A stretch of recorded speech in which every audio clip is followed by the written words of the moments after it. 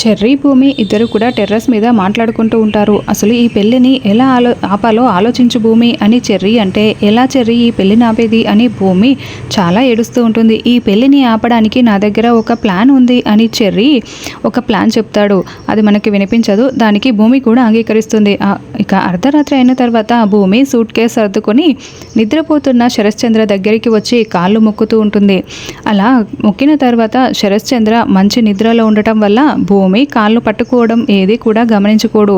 అలా భూమి ఏడుస్తూ సూట్ కేస్ పట్టుకొని బయటికి వచ్చేస్తుంది. ఇంకోవైపు చెర్రీ నిద్రపోతున్న గగన్కి ఫోన్ చేస్తూ ఉంటాడు.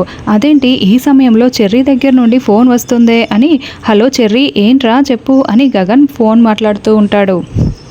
హలో అన్నయ్య, ఇక్కడ నన్ను కొట్టుతున్నారన్నయ్య అని తనకు తానే చెంప పగలగొట్టుకుంటూ ఎవరో కొట్టినట్లుగా నటిస్తూ అబ్బా అబ్బా నన్ను కొట్టొద్దు అని అరుస్తూ కేకలు పెడుతూ సగంలోనే ఫోన్ కట్ చేస్తాడు.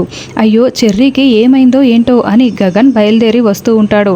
చెర్రీ మాట్లాడిన నెంబర్ లొకేషన్ ప్రకారం గగన్ ఆ లొకేషన్ చూసుకుంటూ చాలా టెన్షన్ పడుతూ కార్ డ్రైవ్ చేసుకుంటూ వస్తూ ఉంటాడు.